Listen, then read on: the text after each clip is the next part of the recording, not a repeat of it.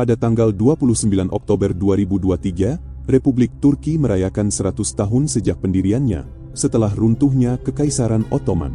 Tahun 1923 menandai berakhirnya lebih dari 600 tahun kekuasaan Kekaisaran Ottoman, yang mencapai puncak kejayaannya pada pertengahan abad ke-16 dan menguasai wilayah luas di Timur Tengah, Afrika Utara, dan Eropa Timur. Bangkit dari ketidakjelasan sebagai kekuatan regional kecil di Anatolia Barat Laut, dinasti Ottoman membawa periode ekspansi wilayah yang luar biasa, disertai kemajuan pesat dalam sistem pemerintahan, sosial, dan ekonomi yang memungkinkan salah satu kekaisaran paling beragam dan makmur di dunia berkembang. Namun apa yang terjadi pada negara yang dulu begitu perkasa ini, dan bagaimana ia membentuk bangsa Turki modern saat ini? Inilah sejarah Kekaisaran Ottoman. Bagaimana Kekaisaran Ottoman didirikan tidak dapat sepenuhnya dipahami tanpa terlebih dahulu memberikan konteks tentang migrasi bangsa Turki keluar dari Asia Timur sejak zaman kuno.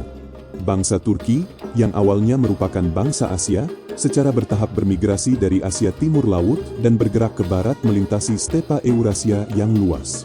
Pada abad ke-7, mereka berada di wilayah sekitar pegunungan Altai dekat perbatasan Rusia, Kazakhstan, dan Mongolia saat ini. Dari sana mereka terus bergerak lebih jauh ke selatan dan barat pada abad-abad berikutnya sebelum sejumlah dari mereka menetap dengan cara hidup semi-nomaden di wilayah sekitar Laut Kaspia dan Laut Aral. Salah satu suku Turki utama yang mendiami wilayah ini adalah Oghuz. Namun pada akhir abad ke-10, seorang pemimpin dari berbagai klan yang membentuk suku ini, seorang pria bernama Seljuk, memutuskan untuk memisahkan diri dari kelompok utama dan mendirikan dinastinya sendiri. Dalam dekade-dekade awal milenium baru, Seljuk dan keturunannya meletakkan dasar Kekaisaran Seljuk dengan berekspansi ke Persia. Mereka sangat dipengaruhi oleh bahasa dan budaya Persia, yang segera mereka adopsi, serta masuk Islam. Pada tahun 1060-an, mereka telah maju hingga ke perbatasan Kekaisaran Bizantium di Anatolia Barat. Bentrokan sporadis antara kedua kekuatan akhirnya memuncak dalam Perang Bizantium, Seljuk pada pertempuran Manzikert tahun 1071. Seljuk memberikan kekalahan telak kepada tentara Bizantium, yang secara efektif memungkinkan mereka menguasai Timur Dekat dan mendorong lebih dalam ke wilayah yang sekarang menjadi Turki. Selama 2 abad berikutnya, Kekaisaran Seljuk secara bertahap melemah dan terfragmentasi menjadi kumpulan negara-negara kecil Turki. Bangsa Turki sendiri tetap mempertahankan kehadiran besar di Anatolia, terutama dalam bentuk Kesultanan Rum, meskipun ini pun akhirnya mengalami kemunduran dan terpecah menjelang pergantian abad ke-14, menghasilkan sejumlah kerajaan kecil yang dikenal sebagai Belik Anatolia yang tersebar di seluruh wilayah. Disinilah, di antara suku-suku Turki Barat Laut, muncul seorang panglima perang sebagai pendiri Kekaisaran Ottoman. Meskipun sumber tentang kehidupan dan pemerintahannya tidak dapat diandalkan dan minim detail, ia dianggap sebagai pendiri dinasti tersebut, seorang pria bernama Osman. Sekitar 1 abad setelah pemerintahan Osman ditandai oleh upaya Ottoman untuk menaklukkan sisa-sisa Kekaisaran Bizantium, yang pernah menguasai sebagian besar Mediterania Timur. Namun pada abad ke-14, wilayah Bizantium telah menyusut menjadi bagian selatan Balkan, daratan Yunani, pulau-pulau Yunani, serta sebagian kecil wilayah Turki. Kekaisaran mereka diperintah dari Konstantinopel, kota bertembok paling tangguh di dunia abad pertengahan, yang telah bertahan dari banyak pengepungan selama berabad-abad. Jika Ottoman ingin berkembang melampaui Anatolia Barat Laut, mereka harus melakukannya dengan mengorbankan Bizantium dan merebut ibu kota mereka. Langkah besar terjadi pada tahun 1331, ketika kota Nicea jatuh ke tangan Turki. Beberapa tahun kemudian, pada 1369, Adrianople, sebuah kota sekitar 200 km dari Konstantinopel dekat perbatasan Yunani, Bulgaria, dan Turki saat ini, juga jatuh ke tangan Turki dan sempat dijadikan ibu kota mereka, sementara penaklukan lebih lanjut di Serbia dan Bulgaria menyusul. Periode singkat kekacauan internal terjadi dalam Kekaisaran Ottoman pada dekade-dekade awal abad ke-15, tetapi pada 1451 Mehmed II dipulihkan ke takhta Ottoman dan bertekad menaklukkan Konstantinopel untuk selamanya. Pada awal April 1453, ia mengepung kota besar itu selama 7 minggu sebelum temboknya ditembus dan tentara Ottoman menyerbu masuk. Sang Kaisar Bizantium terakhir adalah Konstantinus XI, yang berbagi nama dengan Konstantinus I, pendiri asli kota itu lebih dari 1000 tahun sebelumnya. Konstantinus XI gugur dalam pertempuran pada 29 Mei 1453, dan kota itu jatuh ke tangan Ottoman pada hari yang sama.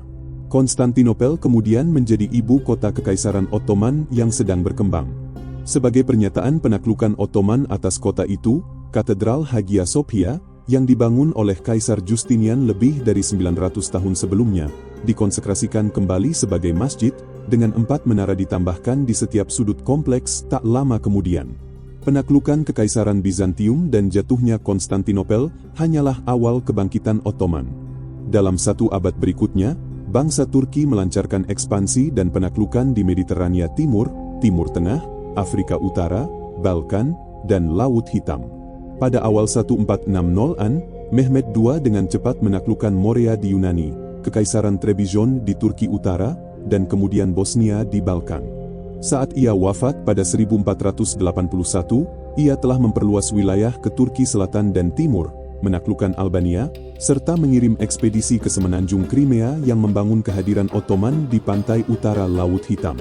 Penerusnya, Bayezid II, sama tangguhnya, dan selama pemerintahannya selama 30 tahun ia menambahkan wilayah baru di Suriah dan Levant setelah mengalahkan Mamluk Mesir dalam perang perebutan dominasi kawasan itu.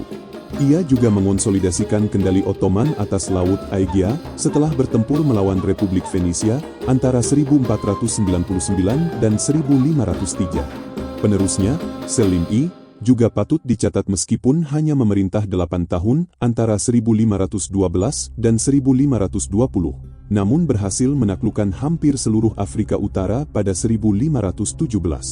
Pasukannya mengalahkan Mamluk di pertempuran Ridania dan membawa Mesir serta sebagian besar Libya di bawah kendali Ottoman, sementara Khaireddin Barbarossa, penguasa sebagian besar Aljazair dan Tunisia, setuju menjadi vasal Ottoman pada 1519. Mungkin sultan paling terkenal dari Kekaisaran Ottoman, dan yang lebih dari siapapun membawa kekaisaran ke puncak kekuatannya, adalah Sulaiman yang Agung, yang memerintah selama setengah abad antara 1520 dan 1566.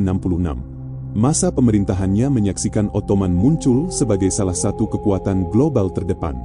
Ia menyelesaikan penaklukan sebagian besar Balkan dan membawa pasukannya hingga gerbang Wina, yang gagal ia kepung pada 1529.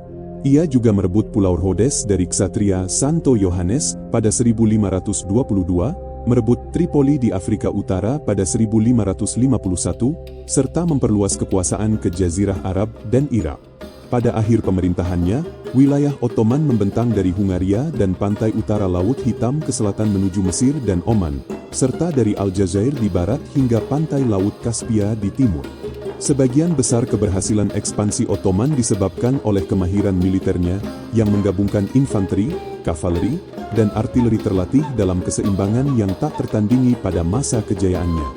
Di antara pasukan elit terdapat prajurit yang dikenal sebagai Janissary, anak-anak Kristen dari Eropa Barat Daya yang ditangkap, dipaksa masuk Islam, lalu dilatih di bawah disiplin ketat, menjadikan mereka pasukan tempur yang sangat efektif. Dari posisi kekuatan ini pada awal abad ke-16, Ottoman mengonsolidasikan usaha mereka dan menghabiskan 2 abad berikutnya berperang melawan dunia Kristen di Eropa Barat dan Tengah. Konflik ini berlangsung di banyak front, dengan upaya awal difokuskan pada perebutan dominasi Mediterania melawan kekuatan utama kawasan saat itu, Spanyol. Spanyol menguasai Italia Selatan dan pulau-pulau Italia serta memimpin koalisi Kristen untuk menahan kemajuan Ottoman. Armada dikirim bolak-balik selama beberapa dekade, memuncak pada 2 bentrokan besar pada 1565 dan 1571. Yang pertama adalah pengepungan besar Malta, ketika Ottoman mencoba merebut pulau itu dari Ksatria Santo Yohanes. Pengepungan itu gagal. 6 tahun kemudian, kemajuan Ottoman di Mediterania kembali dihentikan oleh aliansi Kristen pimpinan Spanyol pada pertempuran Lepanto tahun 1571, yang melibatkan lebih dari 400 kapal dan 130.000 orang, dan berakhir dengan kekalahan Ottoman. Kekalahan ini menggeser fokus Ottoman ke Eropa Tengah. Setelah kemenangan atas Hongaria di pertempuran Mohacs 1526, kendali atas Eropa Tengah tampak dekat, kecuali Wina. Pada 1683, pengepungan baru dilancarkan, namun gagal. Pasukan bantuan Kristen pimpinan Raja Polandia John III Sobieski mengalahkan Ottoman dalam serangan kavaleri terbesar dalam sejarah. Kekalahan di Wina menandai titik balik. Sejak akhir abad ke-17 hingga awal abad ke-18, Kekaisaran Ottoman mulai stagnan dan mengalami kemunduran. Kekuasaan semakin diserahkan kepada wazir agung dan birokrasi, sementara para sultan menjauh dari pemerintahan langsung. Meskipun kekaisaran ini relatif toleran terhadap agama lain dan menjadi tempat perlindungan bagi orang Yahudi Eropa, perubahan ekonomi global membuat Ottoman tertinggal. Jalur perdagangan Laut Atlantik menggantikan jalur sutradara. Pada abad ke-19, Ottoman dikenal sebagai orang sakit Eropa. Serbia, Yunani, Rumania, dan Bulgaria memisahkan diri. Prancis merebut Aljazair, Italia mengambil Libya. Gerakan Turki muda muncul pada 1908, menuntut reformasi konstitusional. Namun konflik internal berlanjut. Akhir Kekaisaran Ottoman datang bersama Perang Dunia Pertama. Ottoman bergabung dengan Jerman dan Austria-Hungaria.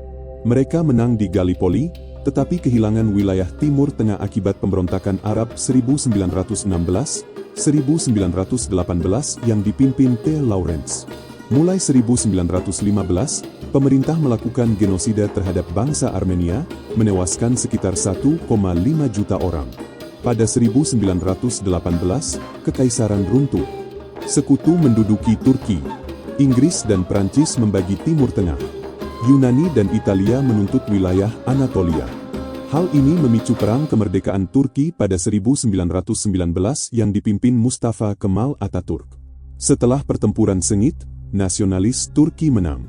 Pada 1923, melalui perjanjian Lausanne, Republik Turki diakui secara resmi dengan ibu kota di Ankara. Dengan demikian, Kekaisaran Ottoman, yang telah menguasai sebagian besar Timur Tengah, Afrika Utara, dan Eropa Timur selama lebih dari 600 tahun, secara resmi dibubarkan dan berhenti ada.